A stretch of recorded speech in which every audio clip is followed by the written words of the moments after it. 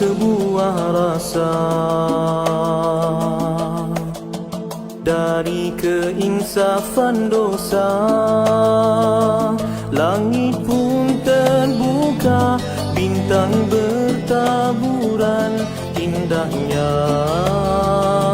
Indahnya tawakal. Ud'uni astajib lakum.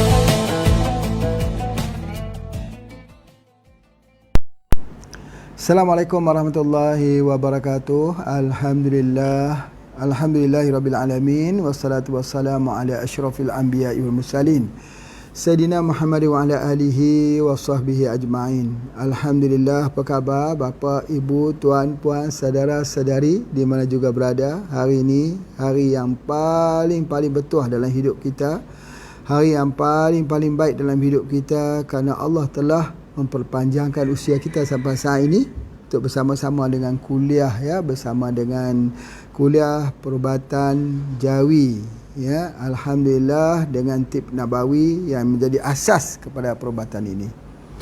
Alhamdulillah, hari ini adalah kuliah yang ke-60. Sedar tak sedar sudah 2 bulan kita mengadakan kuliah ini, dan pada hari ini adalah hari terakhir Pak Haji menyampaikan dengan pengkaedahan menerang penyakit, herba dan penyakit.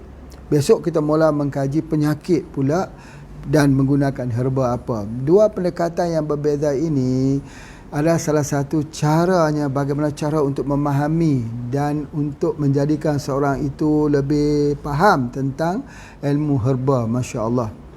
Hari ini Pak Haji nak buat kesimpulan kepada doktrin herba, doktrin pengubatan herba yang sangat-sangat penting, yang mana kita semua kena tahu, bila kita menjadikan herba ini sebagai pakej kehidupan kita, sebagai salah satu daripada kaedah pengubatan dalam hidup kita, bila kita memutuskan bahawa insya-Allah mudah-mudahan pengubatan kita adalah alamiah dan ilahiyah, maka kita kena tahu beberapa doktrin ataupun beberapa perkara-perkara penting di dalam pengobatan ini yang insya-Allah dalam masa yang 1 jam ni Pak Haji akan sampaikan, insya-Allah. Yang pertama sekali ialah pengobatan ni dia bertolak daripada keyakinan.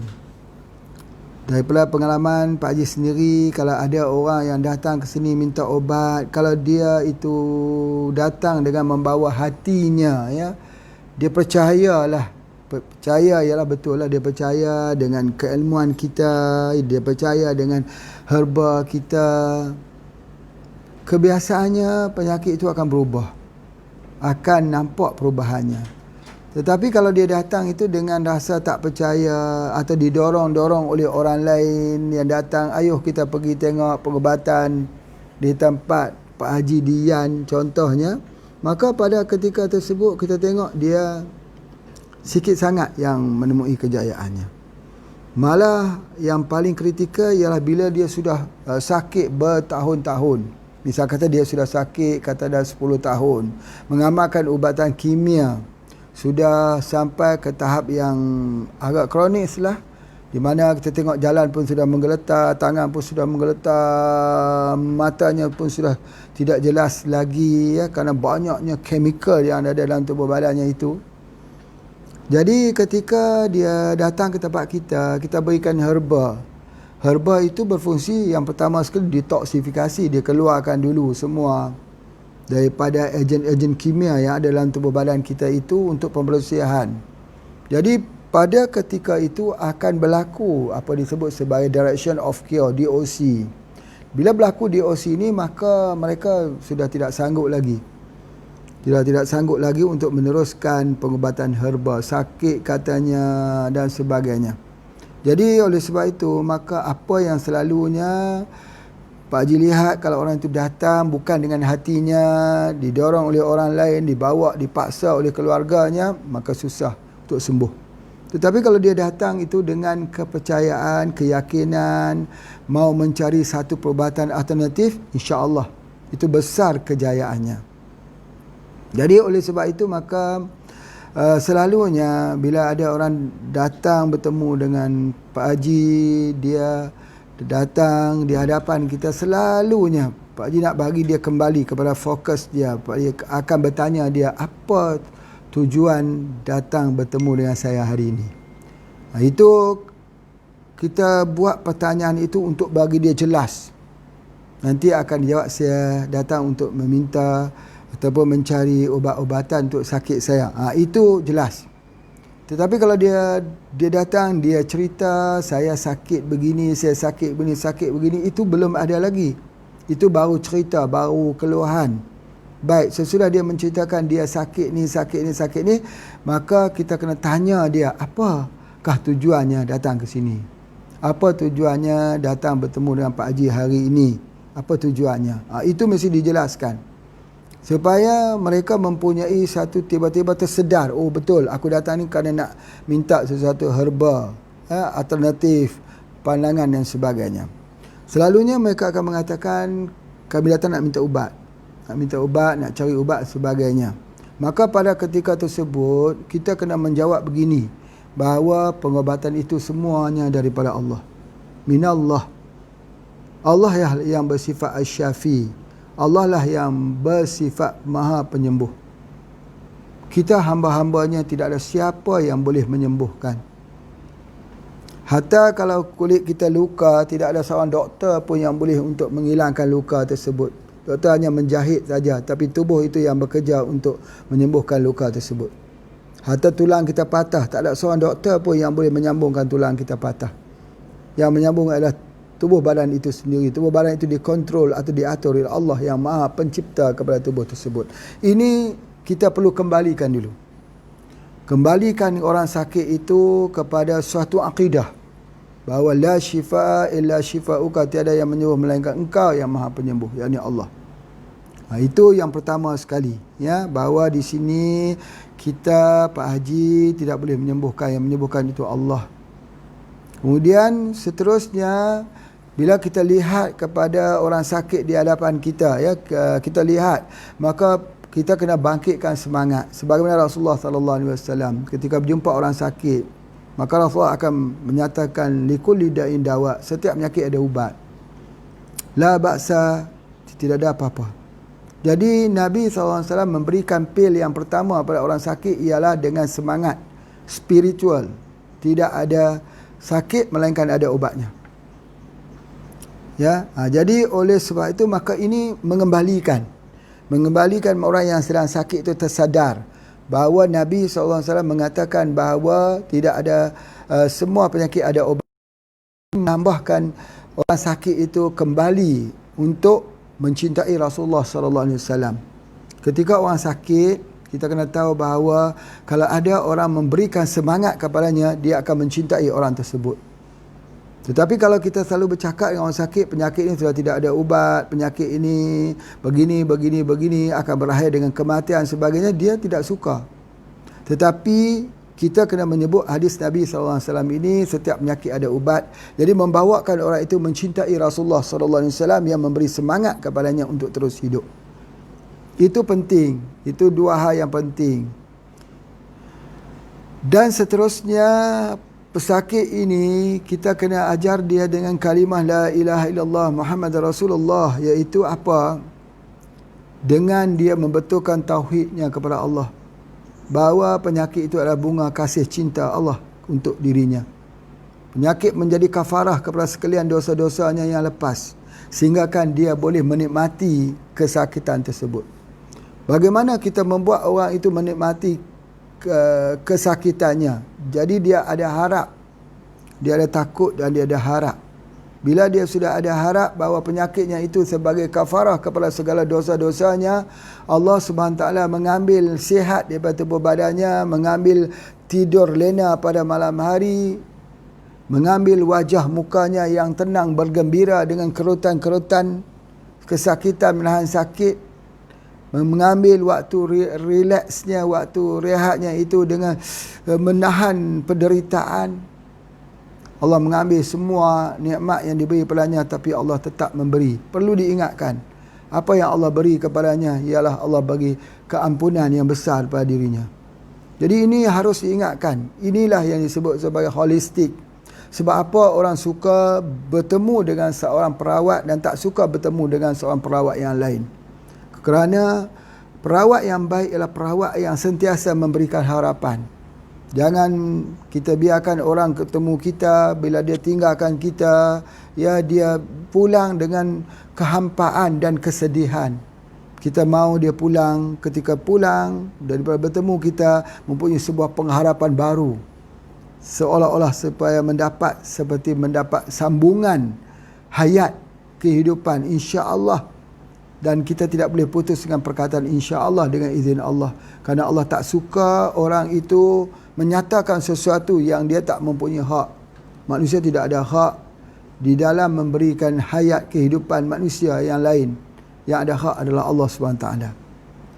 Jadi itu disebut sebagai holistik. Jadi holistik ini ditekankan di dalam pengobatan kita. Yang Pak Haji sebutkan bahawa ada mental, ada spiritual, ada emosi, ada fizikal, ada spiritual. Iaitu manusia ini dibawa untuk berzikir kepada Allah. Misalnya orang yang susah tidur pada waktu malam, insomnia, memang susah tidur pada waktu malam, suruh dia berselawat ke atas Nabi SAW. Suruh dia membilang selawat ke atas Nabi SAW. Selawat terus. Iaitu adalah hati kita, diri kita. Ada ketikanya ya kita duduk dalam keadaan kita sihat. Ketika kita sihat ni kita melatihkan diri kita berzikir, memuji Allah. Ya, kita berselawat, kita zikir la ilaha illallah. Ya, sebanyaknya 100 kali, 1000 kali, 10,000 kali, sebanyak yang mungkin. Sebanyak yang mungkin. Kita selawat ke atas Nabi juga begitu, sebanyak mungkin kita berselawat. Jadi ketika dia sedang sakit, ketika orang yang sudah terbiasa dengan selawat ketika sihat, ketika dia sakit, dia boleh menikmati sakit itu dengan zikir. Dengan zikir. Dia boleh, waktu-waktu terluang dia tak boleh bergerak itu, dia tak boleh ke mana-mana itu, dia boleh mengingati Allah sebanyak-banyaknya. Bagaimana orang bertawajuh, bagaimana orang itu bersuluk misalnya. Dia beruzlah. Jadi begitu ketika saat COVID-19 ini, ketika lockdown ini, tak boleh keluar daripada rumah, tapi ahli-ahli zikir dia boleh zikir. Dia boleh duduk dalam rumah, dia boleh menghabiskan masanya dengan Allah Subhanahu Wa Taala. Jadi itulah juga yang berlaku pada orang sakit. Bila orang sakit itu dia insomnia, kita suruh dia banyak zikir. Zikir itu iaitu satu proses supaya kita tidak terfikirkan tentang sakit diri kita itu, tetapi kita tenggelam di dalam lautan zikir. Banyak orang-orang dulu diuji dengan ujian-ujian yang berat. Mereka ada yang Pak Haji jumpa, mereka kata kami tenggelam di dalam lautan surah Ar-Rahman. Fabi ayyi ala'i rabbikuma tukadziban. Ditanya berulang-ulang dalam surah Ar-Rahman itu, membuatkan kesakitan yang ada pada diri mereka sudah tidak terasa lagi. Jadi itu adalah antaranya. Dalam pengobatan holistik ini, dalam pengobatan ilahiyah ini, ialah roh yang sakit itu dibawa untuk mengingati Allah. Mengingati Allah. Begitu juga saat sakratul maut, ketika mau dicabutnya nyawa dalam keadaan sakit yang amat sangat itu, tenggelam di dalam lautan la ilaha illallah, la ilaha illallah, la ilaha illallah. Begitu. Jadi orang sakit yang datang berjumpa dengan kita itu minimanya, sebagaimana yang Pak Haji terangkan, minimanya orang gunakan POC. Apa dia? Dia baca suratul Fatihah. Dia baca dalam suratul Fatihah digoncang 50 kali. Minima, supaya semua petani-petani kita ketika berada di bendang itu, ini sebagai contoh ya, petani kita yang berada di bendang itu mengingati Allah. Cuba bayang kalau 1 juta petani yang membaca suratul Fatihah pada setiap pagi kerana untuk nak menggunakan POC, katanya sudah ada 1 juta orang yang mengingati Allah di ladang-ladang dan sebagainya. Begitu juga dalam pengobatan, ketika mereka nak guna ubat kapsul ini, maka apa yang kita suruh? Mereka kena baca suratul Fatihah. Ya, jadi kita mengajar ambil air, baca suratul Fatihah, ambil kapsul, minumnya kita dengan menggunakan air suratul Fatihah yang dibaca. Itu adalah merupakan salah satu daripada cara, metodologi supaya manusia itu kembali kepada Allah ketika dia sakit. Itu yang kita panggil dia holistik. Jadi holistic healing ini dia mesti ada rangkuman dengan agama Allah, dengan dinullah. Dengan dinullah, dengan akhirat, dengan ganjaran syurga, pahala, ya, dengan ganjaran-ganjaran dan janji-janji bahawa orang yang baik itu Allah akan berikannya dengan kenikmatan selepas pada kematian. Jadi pengobatan itulah yang membuatkan tubuh badan menjadi tenang. Tubuh badan menjadi relax. Dalam keadaan tubuh badan itu mengalami ketegangan, kita faham ya, bahawa ketika tubuh badan mengalami ketegangan, dia tidak boleh menerima herba. Herba yang ambil dalam keadaan tegang, tubuh badan tegang, dia tak boleh terima. Tapi herba itu harus ditenangkan sebagainya. Bukan herba yang ditenangkan, tapi orang yang ambil herba itu ditenangkan. Sebab itu Nabi SAW kata, la ba'sa, tidak ada apa-apa. Likulli da'in dawa, setiap penyakit ada ubat, insya-Allah. Ambillah herba ini, bacalah suratul Fatihah ketika nak minumnya di ayat tersebut, hembuskan pada ayat tersebut dan minumlah herba yang kita beri itu 3 waktu pagi, 3 waktu petang, 3 waktu malam, 3 atau 2 pagi, 2 malam, atau apa juga mengikut dosisnya. Bila kita buat begitu, tubuh badan kita akan bekerjasama, tubuh badan kita akan bersahabat dengan herba tersebut. Di dalam pengertian yang selalu Pak disebut, Iqra' bismi rabbikal ladzi khalaq. Baca dengan menyebut nama Allah yang menciptakan. Allah yang menciptakan tubuh badan kita. Allah yang menciptakan penyakit. Allah yang menciptakan obat. Allah yang menciptakan obat itu daripada tumbuh-tumbuhan. Allah yang menciptakan obat itu daripada akar-akar. Dan Allah menciptakan ilmu yang diberikan kepada manusia untuk memilih apakah herba yang sebenar yang nak digunakan. Bila dia kesemuanya itu selaras, seimbang, pada kesemuanya itu, maka berlakulah kesembuhan dengan izin Allah. Jadi oleh sebab itu yang Pak Haji nak sampaikan dekat sini bahawa pendekatan pengobatan holistik ini telah dimulai oleh Rasulullah sallallahu alaihi wasallam. Gunakanlah kamu 2 kesembuhan, kata Rasulullah, Al-Quran dan madu. Al-Quran adalah ilahiyah, madu itu adalah alamiah. Jadi penggabungan di antara ilahiyah dan alamiah itulah disebut sebagai holistic healing. Holistic healing. Masya-Allah.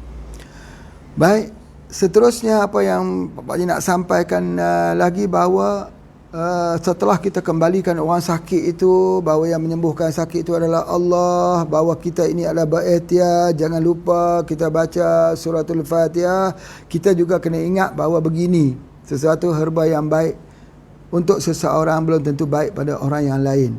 Sebab tu Allah ciptakan banyak herba. Allah ciptakan banyak herba itu kerana herba ini sesuai untuk si A, si A, belum tentu sesuai untuk si B. Jadi oleh sebab itu maka kita kena sanggup untuk mencoba daripada satu herba ke satu herba, satu herba ke satu herba. Sebab itulah pengalaman sangat penting. Pengalaman ini penting sebab cara melihat approach kepada sesuatu herba itu melihat daripada perilaku tubuh badan orang yang sakit tersebut. Jadi sebab itu kadang-kadang banyak sekali orang bertanya, saya melihat bagaimana ketika datang orang yang pertama mengadu sakit begini-begini, diberikan herba begini. Dan orang yang kedua sakit yang sama tapi diberikan herba yang berbeza. Kenapa ada 2 perbezaan herba daripada sakit yang sama? Kerana ada 2 perbezaan orang, manusia yang datang. Kalau sudah kita lihat grup darah pun dah berbeza, AB, O, darah B dan sebagainya. Jadi oleh sebab itu maka kita lihat pada situ pun sudah ada perbezaannya. Jadi oleh sebab itu maka satu herba yang baik untuk seorang tidak semestinya baik untuk orang lain. Maka kita kena memilihnya yang mana satu herba yang sesuai. Namun begitu, kalaupun herba itu tidak sesuai untuk diri seseorang, dia tetap melakukan perawatan. Dia tetap melakukan perawatan sebab kesemua herba ini, semua herba ini dia mempunyai vitamin, mineral, dia ada zat-zat aktif. Dia merawat daripada hujung rambut sampai hujung kaki manusia ini, tetapi kerana dia tak tepat, maka kita kena cari yang lebih tepat. Tetapi yang kita ambil itu rugi atau tidak? Tidak rugi. Yang kita dah makan itu rugi atau tidak? Tidak. Tetapi kita akan jadi semakin baik. Ambil herba ni dia semakin baik. Paling minima dia ada antioksidan. Antioksidan adalah antibody untuk tubuh badan manusia. Kalaupun dia tak boleh menghilangkan kanker pada orang yang sakit kanker, tetapi dia meningkatkan sistem imuniti. Dia mengurangi sebagainya. Jadi oleh sebab itu, herba dia tak jadi seperti api. Bila kecil jadi kawan, bila besar menjadi lawan. Ubat kimia jadi api, bila kecil jadi kawan, bila besar jadi lawan. Herba dia tetap bila semakin banyak semakin bagus di dalam tubuh badan kita. Sebab mineral-mineral dan vitamin yang ada pada herba itu sangat sesuai, sangat halus dengan kulit tubuh badan kita. Berbeza dengan kimia. Kimia bersifat kasar. Bila dia bersifat kasar, tubuh akan reject. Tubuh akan cuba mengeluarkan kimia pertama kali kita ambil. Jadi oleh sebab itu semakin banyak dia masuk dalam tubuh badan kita, semakin menggigil tubuh tersebut. Makin lemah tubuh tersebut. Makin semangat kita semakin luntur, semakin lemah. Dan kita akhirnya menjadi drug addict. Drug addict, pencandu narkoba. Pencandu narkoba. Orang-orang itu kalau tak makan saja obat, dia akan jadi semakin lemah, semakin letih. Dan dia rasa seolah-olah hidupnya itulah gelap dan sebagainya. Herba dia tak bersifat demikian. Herba kalau kita ambil berterusan, dia tidak merosakkan ginjal, tidak ada. Hanya pendapat-pendapat sebahagian daripada mereka yang tidak faham tentang kerja herba saja yang mengatakan dia merosakkan ginjal dan sebagainya. Hatta kepada herba-herba. Pak Haji bagi saya contoh ya, macam mana dalam tubuh badan kita terdirinya batu karang. Batu karang ni kalau dalam pundi kencing kita ya ataupun dalam ginjal kita ada dua jenis. Satu daripada kolesterol, satu daripada kalsium oksalat. Kalsium oksalat itu adalah sejenis batu pasir yang akan pecah dan akan menyebabkan kencing kita sukar, perih, keluar darah dan sebagainya. Jadi oleh sebab itu di dalam pokok ini ada pohon-pohon yang mempunyai kalsium oksalat. Misalnya pokok Phyllanthus miniruri, Phyllanthus urinari, Phyllanthus nururi, iaitu pokok meniran, amin buah, dukung anak. Itu semua adalah nama yang sama. Dalam pokok tersebut dia mengandungi kalsium oksalat.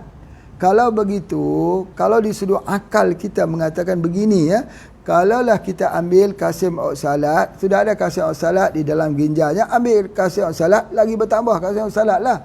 Tidak.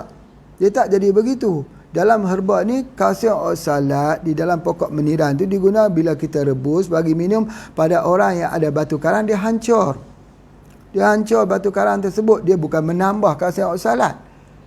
Jadi ini dia panggil satu konsep ya, yang disebut sebagai konsep bahan yang sama digunakan untuk merawat bagi penyakit yang sama. Ini satu konsep yang cukup jelas. Doktrin kita, sesuatu yang manis misalnya diubat untuk penyakit kencing manis. Misalnya pokok tebu gajah manis, pokok lembah manis, kulit kayu manis, manis.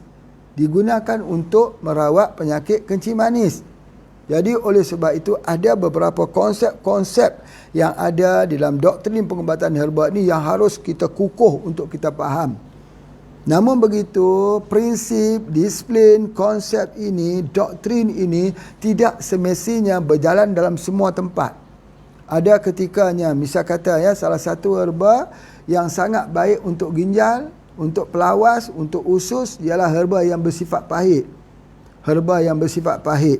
Tetapi herba yang bersifat pahit ni kalau kita ambil bagi orang yang sudah rosak ginjal, dia pasti akan menyebabkan apa? Dia akan menyebabkan kerosakan ginjal itu yang menggunakan mesin hemodialisis. Ketika dia mencuci darah, darah jadi beku di dalam mesin hemodialisis. Sesuatu herba yang kita gunakan pada awalnya sudah tak sesuai lagi kita gunakan. Ini disebut sebagai pengalaman, experience. Jadi oleh sebab itu kita kena mempunyai pengalaman-pengalaman yang luas di dalam perawatan. Pengalaman yang luas ini tidak berada dalam dewan kuliah. Tidak ada dalam kuliah Pak Haji. Dia adalah daripada perawatan yang bapa ibu sendiri yang mempraktikkannya. Jadi oleh sebab itu maka mudah kalau kita berjumpa seorang perawat yang telah pun membuat ilmu perawatan, berdiskusi lebih mudah daripada mereka yang tidak membuat ilmu perawatan tetapi banyak teori-teori yang berlegarkan di akal, di pemikiran. Sebab bila kita sebut alam pemikiran ini dengan alam realiti, dua alam yang berbeza. Orang yang cekap, pintar membawa mobil di tengah kota bandaraya tidak sama dengan orang yang belajar teori membawa mobil sahaja. Beza, sangat-sangat berbeza. Ya, jadi itu adalah di antaranya.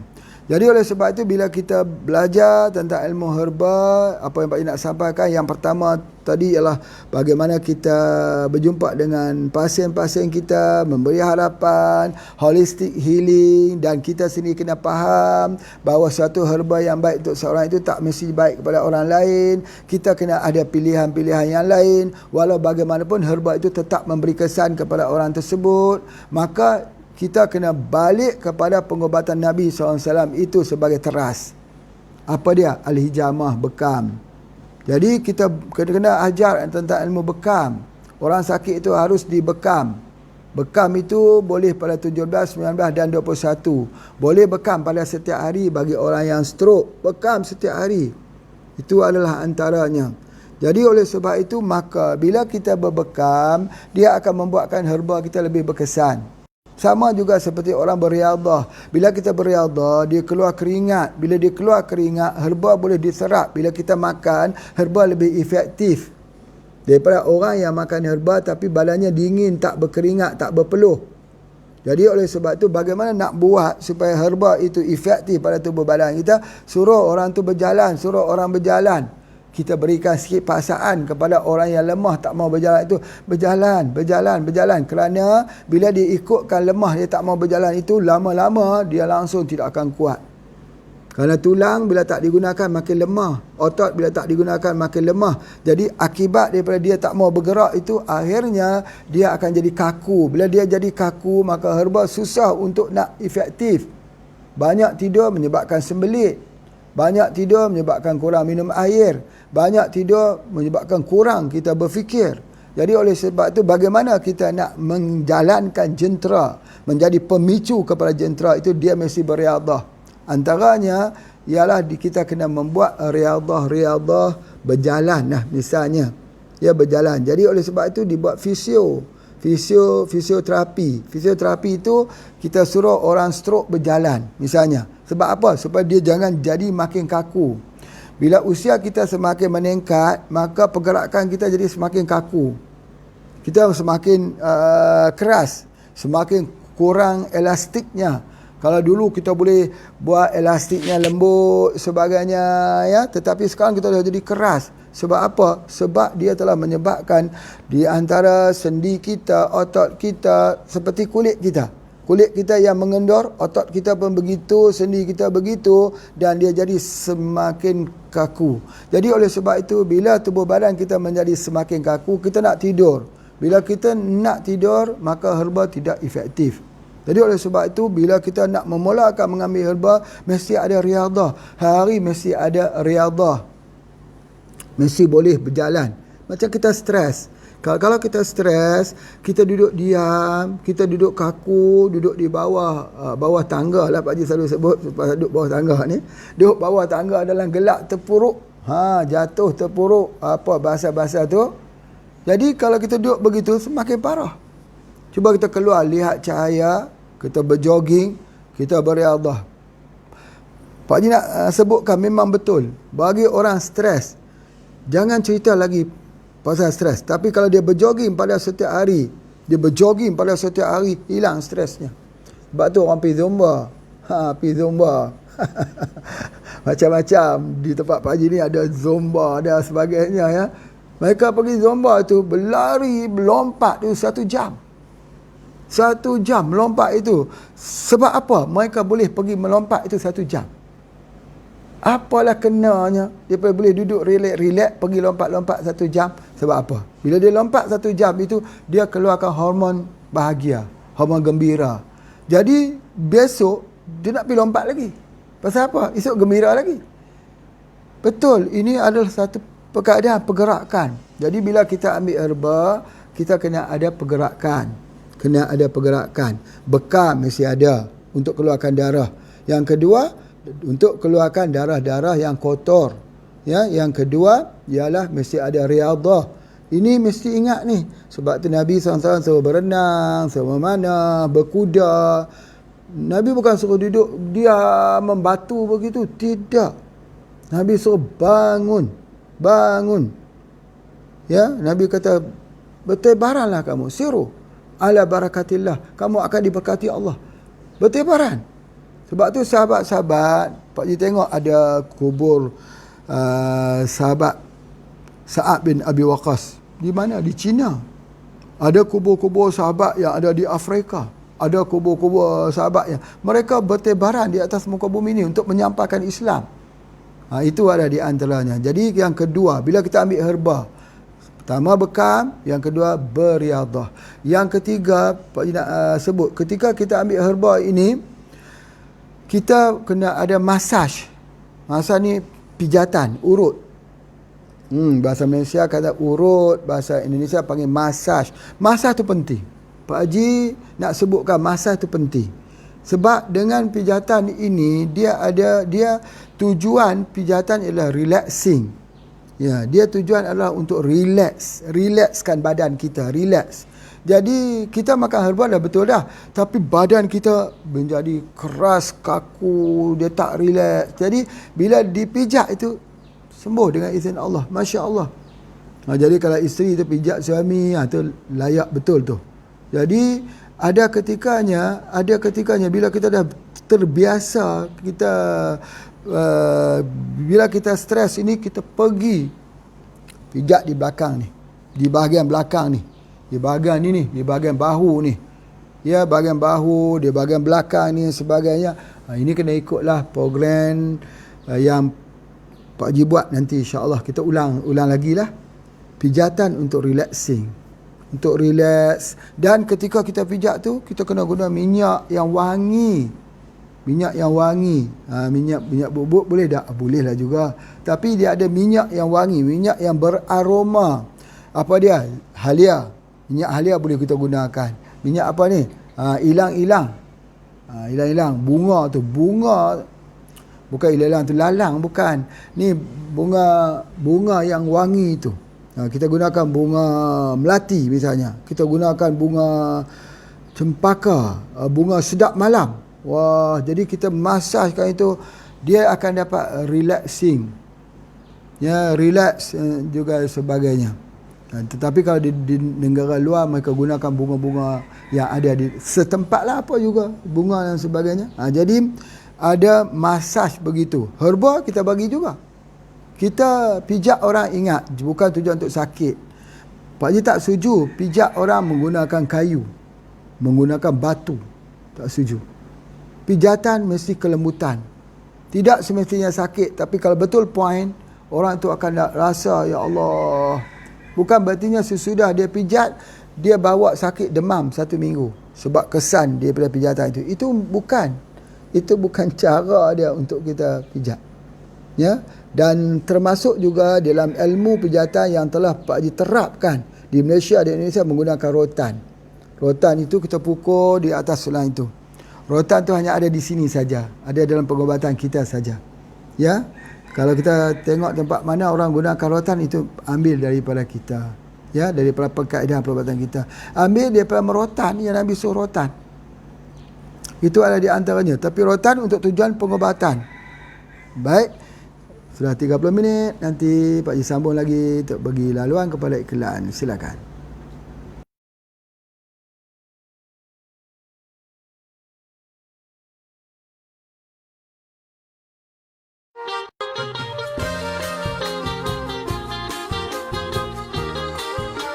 Berita baik untuk semua penggemar makanan sejuk beku. HBE International maju setapak lagi ke hadapan. Kini dengan kepelbagaian produk sejuk beku.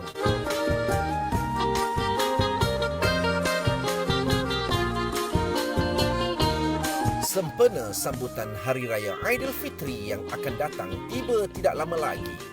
Produk-produk yang dikeluarkan daripada frozen food Pak Haji akan menggempur pasaran.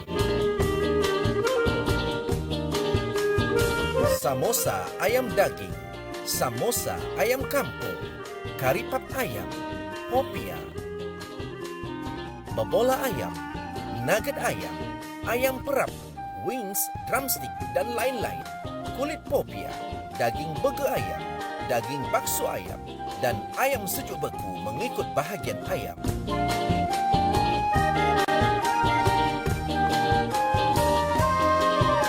Nantikan kemunculannya di Mix Halman dan dapatkan melalui pengedar-pengedar kami di seluruh negara.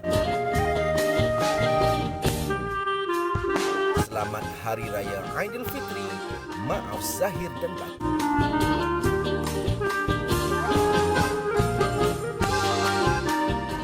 Alhamdulillah.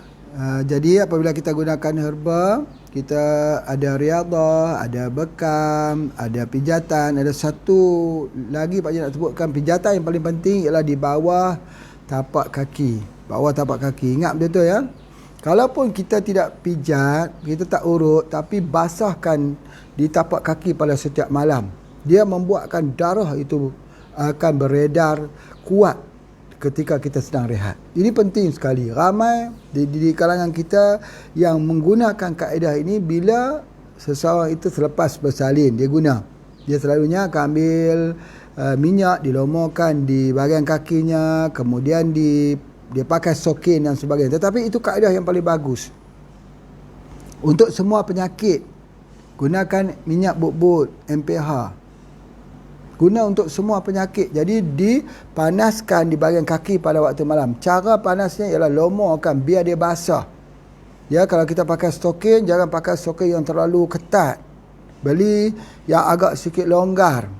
Ya, kalau kita tidak ada stokin, ambil kain saja, bungkus-bungkus saja begitu. Ya, tu di antaranya. Supaya itu.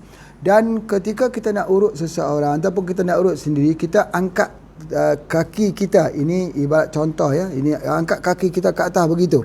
Bila kita tolak kaki ke atas itu, ada satu urat di sebelah dekat dengan jari, ibu jari kaki itu dengan jari tengah ya, jari yang kedua, ada satu urat menegang di situ.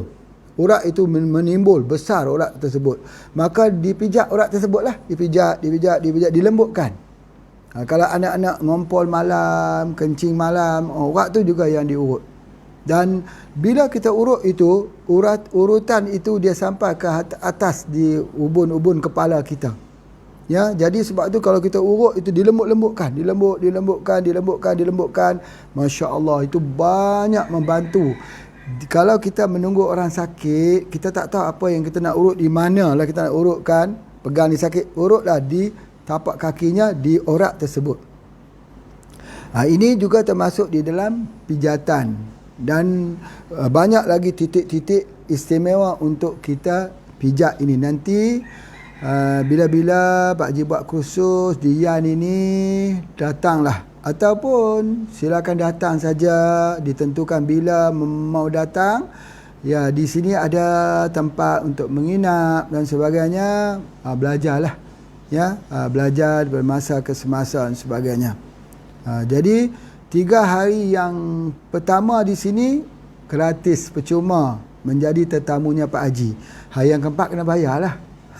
Kalau tak mau bayar, mesti bekerja dekat ni ladang-ladang kita, pergi tengok pisang, pergi menanam cabai, ternak ayam dan sebagainya, bekerja. Jadi hasil kerja tu tolak balik daripada perbelanjaan, tinggal di sini. Jadi belajarlah sampai pintar, sampai pandai, sampai boleh pulang membuka tempat perawatan sendiri.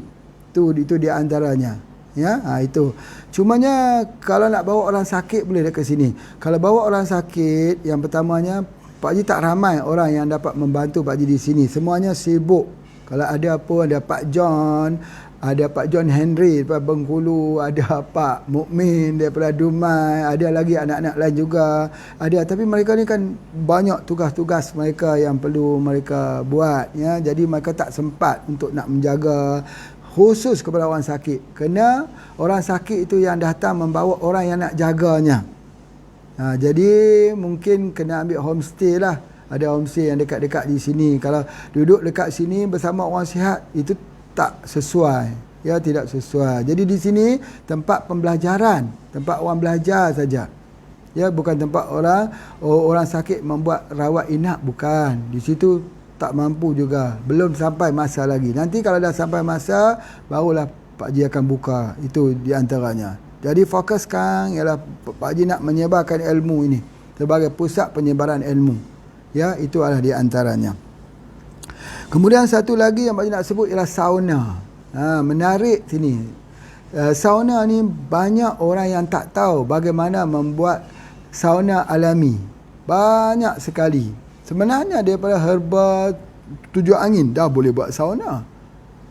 Ya, daripada herba apa? IMT boleh buat sauna. Daripada teh herba boleh buat herba sauna. Macam mana? Selalunya kita bayang sauna, kita duduk di dalam satu tempat, satu kamar, keluarnya asap itu panaskan. Kita tak perlu macam tu, ya. Sauna ini hanya perlu cukup dengan hanya satu batu saja. Satu batu sungai saja. Dekat sini ni ada dia punya batu sungai di tempat Pak Haji ni, gratis sajalah. Ambil dalam sungai tu, bagi dalam sikit sungai, mudah kita nak mandi, ya. Jadi ambil saja batu tersebut, kita panaskan batu tersebut, kemudian kita ambil, misal kata 7 angin, ya. Pak Haji ambil saya contoh 7 angin. 7 angin tu dibancuhkan dalam air, ambil air 7 angin tu diteteskan di atas batu yang panas, dia keluar asap. Maka asap itulah yang kita wapkan.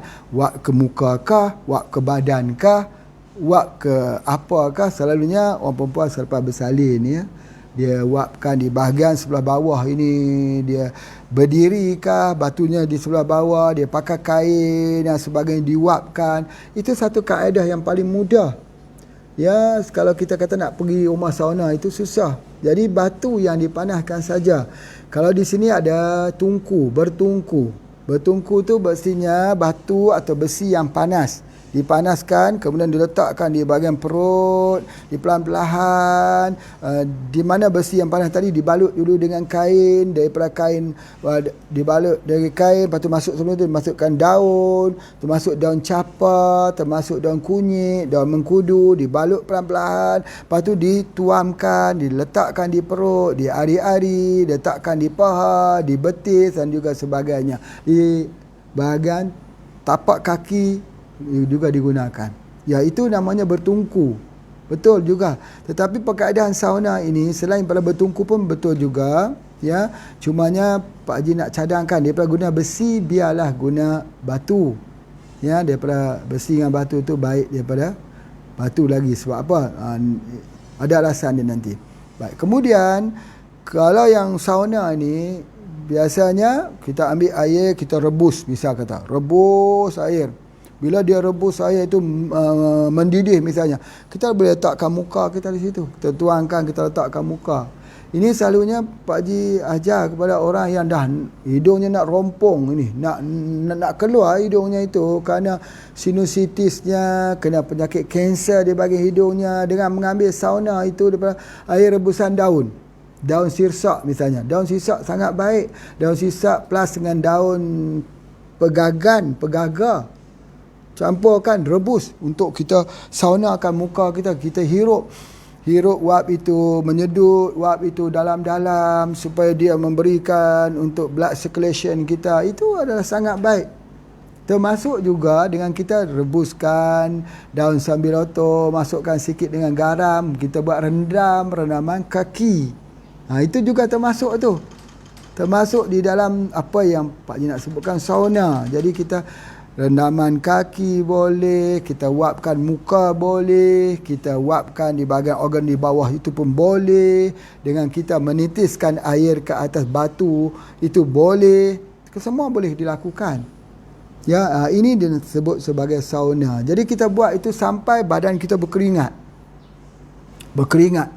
Sampai di tulang belakang kita itu berkeringat, berpeluh di tulang belakangnya itu. Ya, jadi itulah rawatan-rawatan yang mesti kita buat. Boleh gunakan kunyit, boleh gunakan herba-herba, sambiloto, broto wali, pokok akar seruntun, akar cerita, pokok patah wali, boleh gunakan daripada pasak bumi, boleh gunakan akar mengkunyit. Apa juga herba yang mempunyai aromatik ataupun herba yang mempunyai sifat pahit, itu biasa digunakan. Boleh gunakan juga daripada kelapa, itu dia punya bunga kelapa yang belum terbuka juga selalu orang gunakan untuk buat sauna ni. Itu yang kita maksudkan. Bukannya sauna yang kita bayangkan kita nak kena pergi di tempat sauna dan sebagainya. Tidak semestinya begitu. Ya, itu salah satu daripada cara penambahan. Jadi bukan berartinya orang belajar ilmu herba ini dia hanya Belajar, ambil makan herba. Makan herba. Sakit, makan herba. Oh, dia tak begitu. Dia kena ada counselingnya, dia kena ada teknik berkata-kata dengannya, teknik untuk meningkatkan semangatnya, semangat hidupnya kembali. Kemudian dia ada pijatan dia ada sauna dia ada riyadahnya, ya. Dan dia ada senamnya lagi. Senam itu adalah riyadah lah. Jadi bila kita mengaplikasikan ke semua daripada teknik-teknik ini, maka itulah yang dinamakan pengobatan jawi. Itulah juga pengobatan tib nabawi. Pengobatan yang melengkapkan ini. Ya. Dan yang lebih terkhususnya lagi bila kita mula melihat beberapa doa-doa maksur daripada Rasulullah sallallahu alaihi wasallam dibuat beramal. Biasanya kalau tempat Pak Haji ni kita ajar orang itu beramal dengan al-maksurat. Pagi petang, pagi petang, pagi petang. Sampai dia mendapat ketenangan, sampai hari tanpa maksurat terasa seperti kekurangan, sesuatu yang kurang. Kenapa? Karena sudah terbiasa dengan amalan, pengharapan, baca bismillahirrahmanirrahim, la yadurru ma'asmihi syai'un fil ardi wala fis sama wa huwas samiul alim. Kita akan baca a'udzu bikalimatillahi tammati min syarri ma khalaq. Kita ada doa pengharapan. Aku berlindung dengan kalimah-kalimah Allah daripada kejahatan sekalian makhluk. Setiap pagi kita dah berdoa macam tu. Belum lagi keluar daripada cahaya pagi. Belum lagi matahari mengeluarkan tajallinya. Belum lagi nampak nampak cahaya merah di ufuk langit. Kita sudah mula meminta dengan Allah. Setiap hari merayu ya Allah, ya Allah, ya Allah, ya Allah, merayu sampai Allah SWT berikan kepada kita dengan ketenangan. Jadi bila kita merayu pada setiap hari begini, berdoa pada Allah setiap hari begini, maka diikuti dengan rasa rendah diri. Macam mana kita nak buat kita punya perasaan kita menjadi rendah diri? Pak Haji ajar sedikit macam mana. Bila kita membuat sesuatu amalan itu, kita ingat ni adalah amalan terakhir kita dalam kehidupan kita hari ini. Misal kata begini, ketika kita mandi pada waktu pagi, kita ingat, ya Allah, jikalah mandi ini mandi terakhir untukku, ampunlah dosaku, gugurlah semua dosa-dosaku yang ada yang melekat pada tubuh badanku ini, ya Allah. Ketika kita nak solat subuh, kita ingat, ya Allah, kalau solat subuh ini solat yang terakhir untuk hidupku, maka ampunlah segala dosa-dosaku. Macam tu, semua ingat yang akhir. Ketika kita makan, ya Allah, kalaulah makanan ini makanan yang terakhir rezekiku, ya Allah, ampunlah segala dosa-dosaku, redhakanlah segala yang aku lakukan sebelum ini. Begitu juga ketika kita jumpa dengan ibu ayah kita, kita bersalaman dengan ibu ayah, ya Allah, kalau inilah pertemuan aku dengan ibu ayah yang terakhir, ya Allah, aku mohon ampun, ya Allah. Begitu kita sentiasa menganggapkan kata ini adalah hari terakhir. Itulah yang diceritakan, yang dinyatakan untuk akhirat kamu ingat seolah esok kamu akan mati. Tapi untuk dunia kamu fikir bahawa kamu akan hidup buat selama-lamanya. Jadi bila kita ada begitu, maka hati kita sentiasa terkunci di dalam satu pemeliharaan. Kita tidak boleh sombong diri. Kita ingat nak mati, nak sombong diri macam mana? Kita infak dekat orang. Kita infak lah. Katalah adalah ahli HPA yang datang ke Yan ni, adalah buah durian sebiji. Pak Haji pun ambil buah duriannya. Nah, ni nak bagi hadiah buah durian. Dalam hati Pak Haji apa ingatannya? Ya Allah, kalau ni infak aku yang terakhir, ya Allah, ampunlah dosa-dosaku, ya Allah. Begitu. Sentiasa kita minta keampunan daripada Allah. Itu dia punya tujuan kita, bahawa bila kita melakukan sesuatu itu, kita mohon keampunan. Sentiasa mohon keampunan. Jadi maka kita tidak jadi orang yang besar diri, orang tak jadi orang yang sombong. Jadi bila kita jadi orang yang tak besar diri, tak sombong ini, maka kita dekat. Perawat itu dia dekat dengan hati orang sakit. Ya, sebab apa Pak Haji kata perawat itu dekat dengan hati orang sakit? Dia lihat orang sakit itu, dia lihat dengan doa. Apa yang artinya? Walaupun dia tak nampak lah dia doa, dia sebut kepada orang sakit, ambil herba ni ya, balik pergi makan, balik pergi ke rumah, balik ambil herba ni, makan. Tak nampak dia, ya Allah sembuhlah orang ni di depan-depan. Tidak nampak. Di depan langsung tak nampak. Tapi di belakang orang sakit tu dia berdoa. Sentiasa dia berdoa. Siapa juga yang dia temui pada hari tersebut, dia pasti ada dalam doanya. Pasti terungkap dalam doanya. Ya Allah, petang tadi ada orang yang datang meminta sedikit penawar yang aku juga tidak mampu untuk menyembuhkannya. Ya Allah, Engkau yang Maha Penyembuh. Ya Allah, aku mohon supaya disembuhkan orang itu. Ya Allah, tanpa pengetahuannya. Bukan di depan-depan, bukan depan-depan. Ini hati orang yang bila kita orang kata kita membuat perawatan tib nabawi ini, kita doa kepada saudara kita di luar pengetahuannya. Semua, bukan hanya pada orang ambil ubat saja. Ini kerana kita fokus cakap dengan orang ambil ubat. Sebagai seorang perawat, dia kena ada doa. Jadi ketika kita bangun di malam-malam hari, kita doa hati kita, ya Allah, bagaimana orang sakit yang tak dapat tidur pada malam ni, ya Allah, tidurkanlah mereka, ya Allah, kesihanilah mereka, ya Allah. Sebab itu yang Pak Haji kata salah satu doanya, ya Hanan ya Manan, ya Hanan ya Manan, wahai Allah yang maha penyantun, ya Manan, wahai Allah yang maha pengurnia. Bila bersambung Hanan wa Manan ini, sifat Hanan dengan sifat Manan ini, Masya Allah, kita berdoa padanya. Doa, minta bukan untuk kita, minta untuk orang lain. Kita banyak minta untuk diri kita, ya Allah beri pada aku ni, ya Allah beri pada aku ni, ya Allah beri pada aku yang ni, ya Allah beri pada aku ini. Kita sibuk untuk diri kita. Kita minta tak untuk saudara-saudara kita?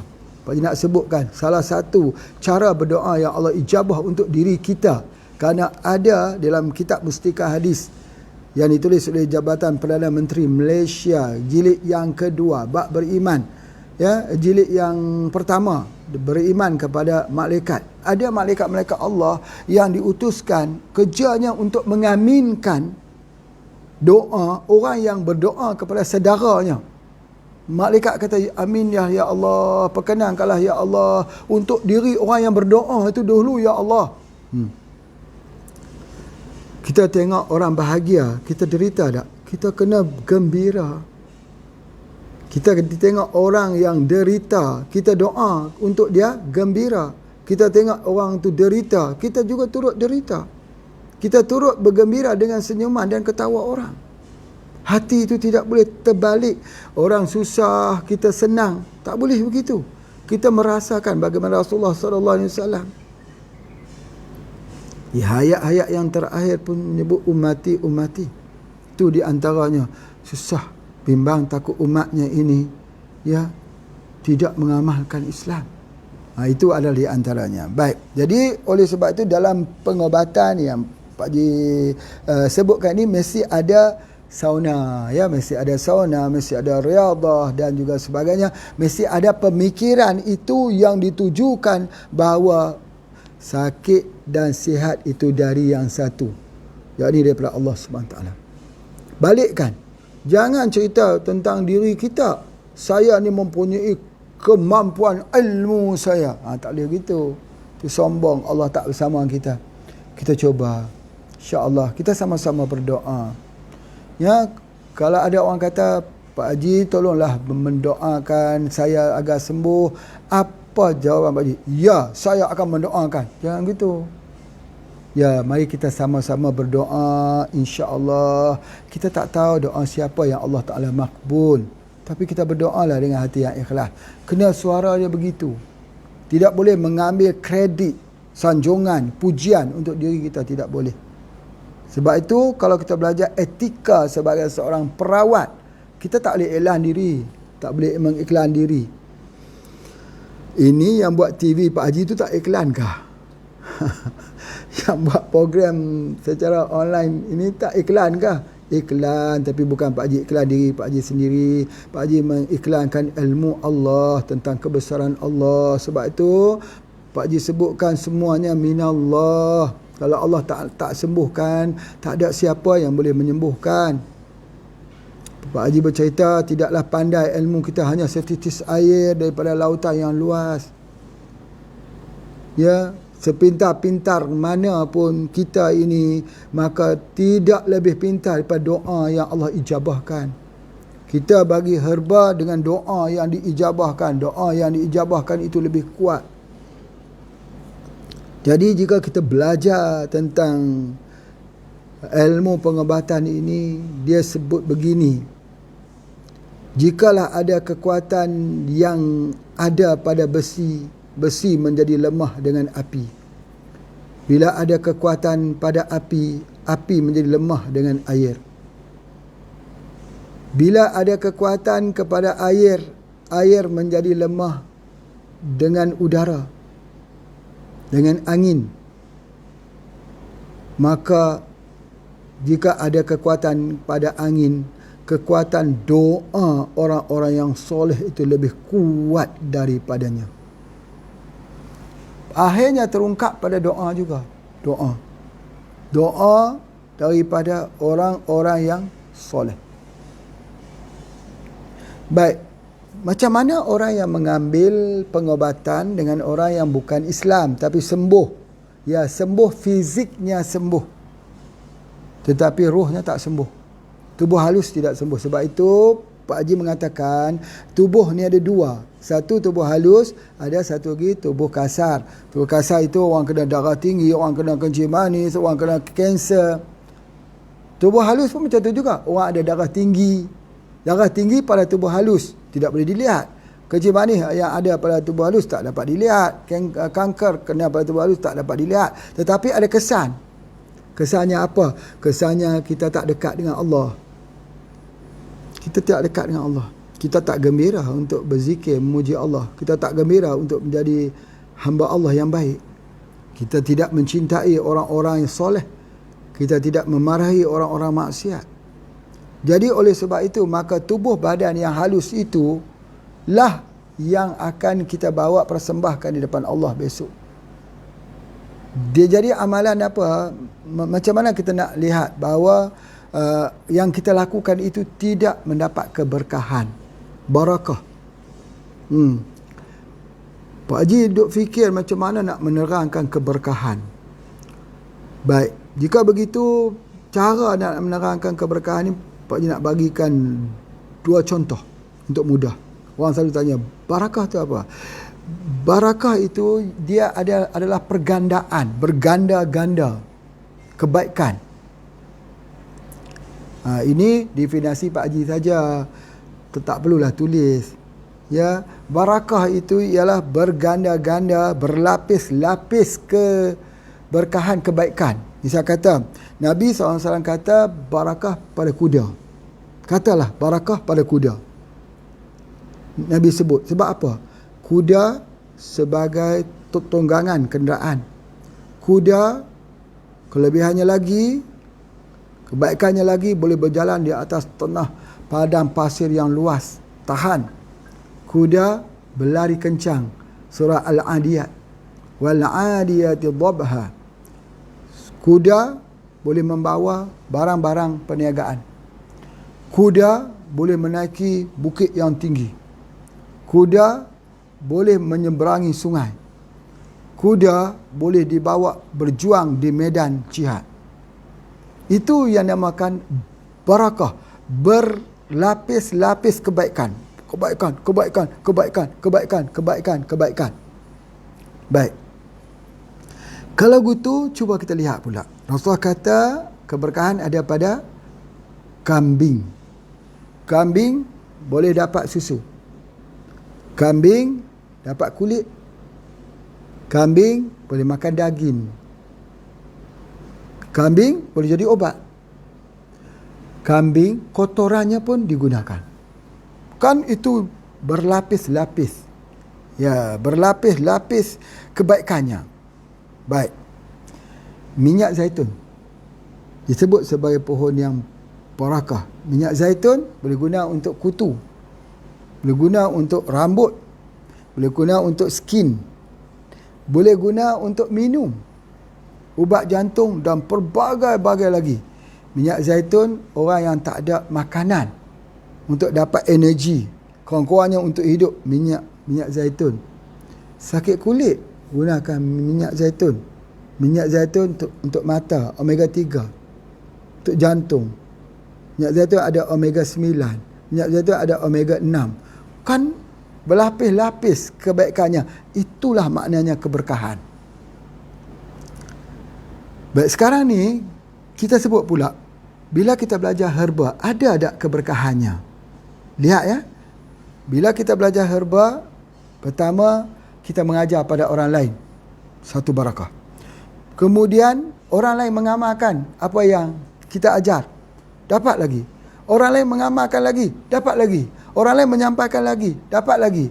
Orang lain menggunakan ilmu yang kita ajar untuk merawat orang sakit, dapat lagi. Orang sakit yang tak boleh berdiri untuk solat, dah boleh berdiri solat.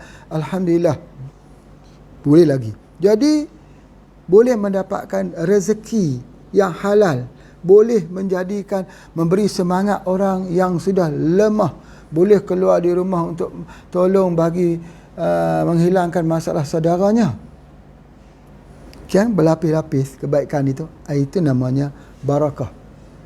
Boleh membuat orang itu dengan pengobatan kita itu kembali kepada Allah.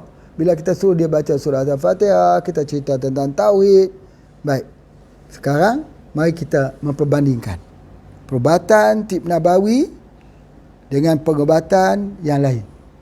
Yang pertama, pengobatan yang lain menggunakan sumber yang haram. Dah tak barakah dah. Step yang pertama dah habis dah. Pengobatan yang tib nabawi menggunakan alamiah. Allahu Akbar. Yang kedua ini tidak bersumber kepada tauhid, menyembuhkan itu Allah. Pengobatan kimia, pengobatan tib nabawi meyakini bahawa semuanya datang minallah. Pengobatan ini, pengobatan secara moden tidak beri penekanan tentang solat. Kadang-kadang berubah 1 bulan tak solat. Jadi pengobatan tib nabawi, selagi akal masih ada, walaupun tak boleh berdiri, duduk, tak boleh duduk, berbaring, walaupun hati kita tergerak, solat. Pengobatan moden ini, dia tidak menjaga aurat. Pengobatan tib nabawi menjaga aurat dan akhlak. Pengobatan ini tidak menjaga tentang tauhid.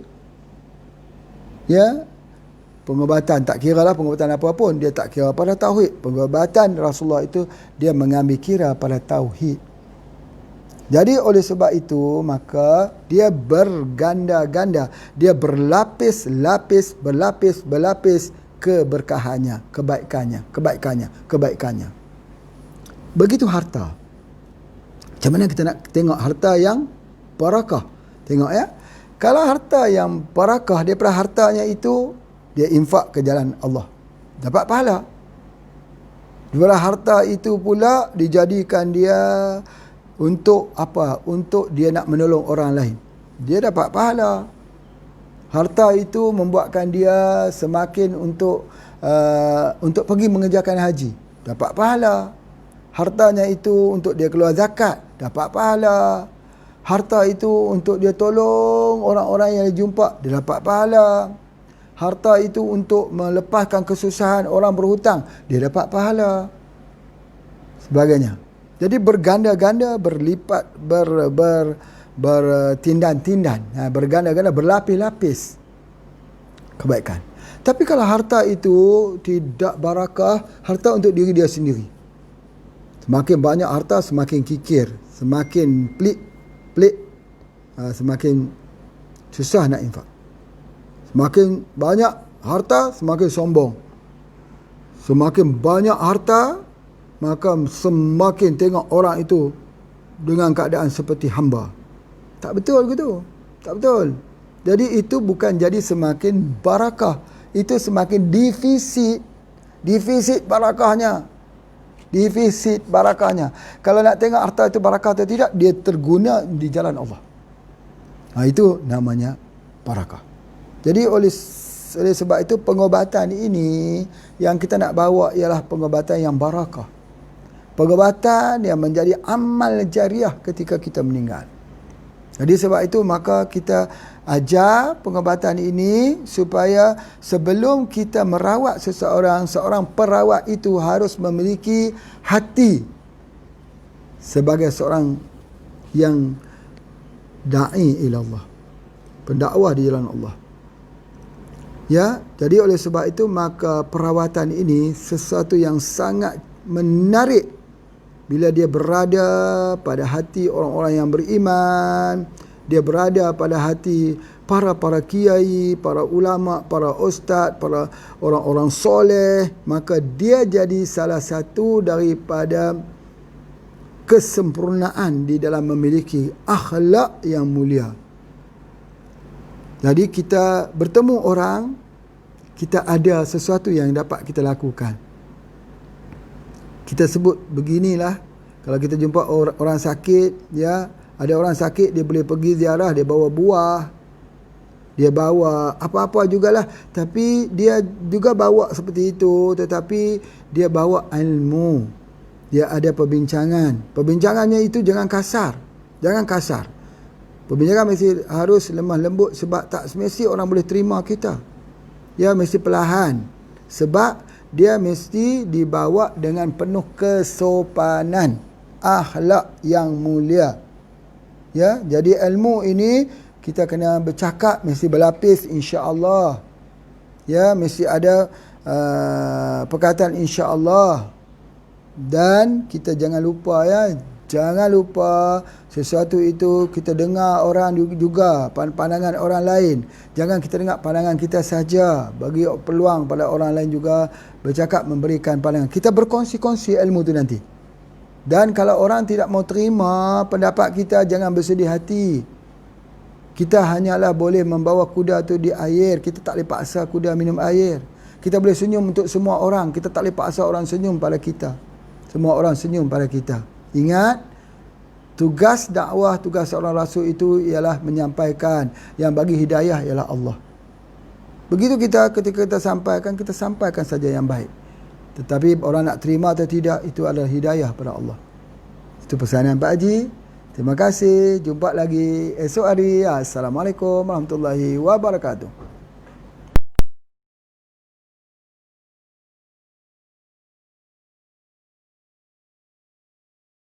Allah